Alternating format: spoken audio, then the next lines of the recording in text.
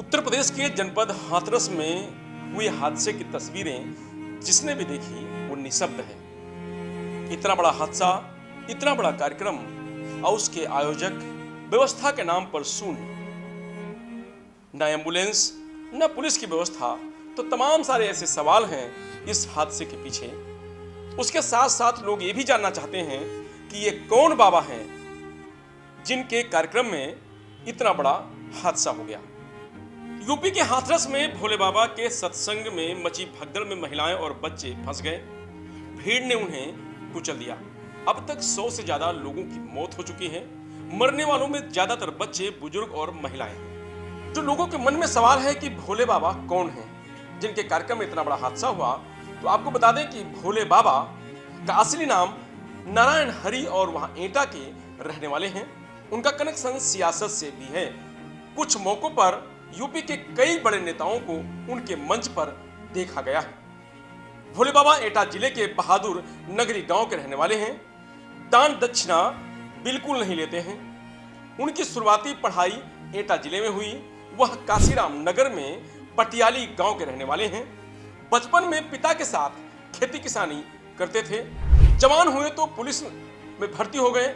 उनकी posting UP के 12 थानों के अलावा इंटेलिजेंस यूनिट में रही।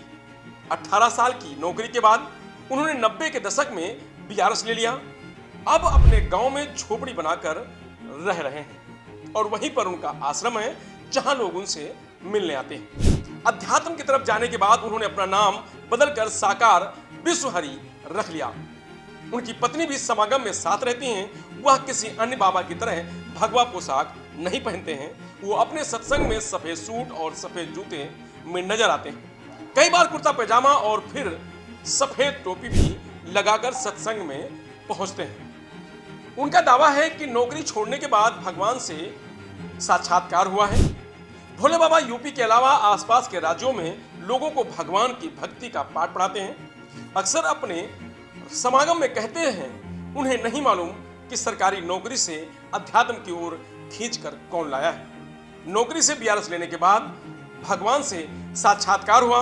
भगवान की प्रेरणा से पता चला कि यह शरीर उसी परमात्मा का अंश है। इसके बाद उन्होंने अपना जीवन मानव कल्याण में लगाने का फैसला लिया। इस समय उनके कई आईएएस अफसर चेले हैं। अक्सर उनके समागम में राजनेता और अफसर पहुंचते देखे गए हैं।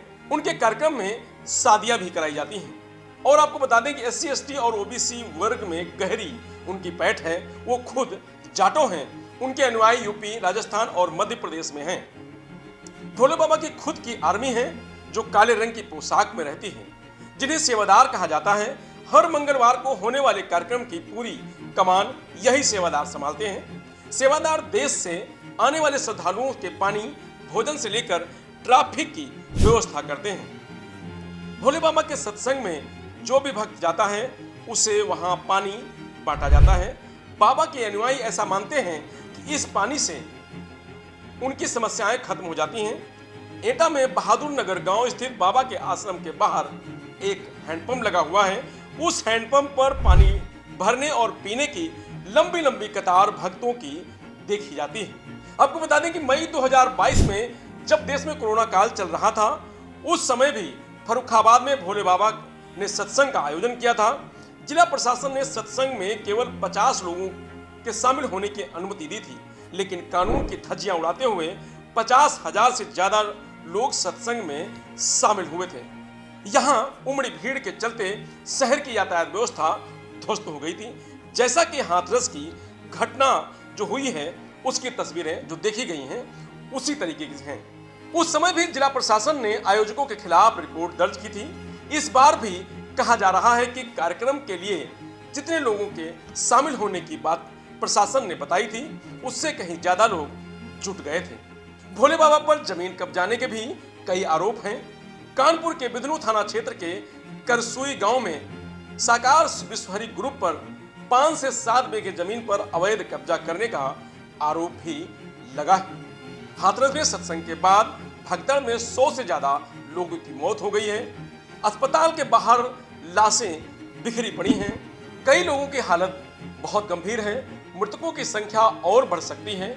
हादसा हाथरस जिले से 47 किलोमीटर दूर फुलरई गांव में हुआ है, जहां भोले बाबा का सत्संग समागम चल रहा था। समागम समापन के बाद जब भक्त निकलने लगे, उसी समय भक्तों का एक तांता बाबा के पैर छूने और उनके आशीर्वाद लेने को लेकर के बढ़ा और उसी दौरान भगदड़ हुई, ऐसा कहा जा रहा है। तो जो हादसा हुआ, इसके पीछे बाबा के पैर छूने का एक बड़ा कारण बताया जा रहा है। इस हादसे ने प्रदेश ही नहीं पूरे देश को झकझोर कर रख दिया है। हर तरफ मातम जैसा माहौल है।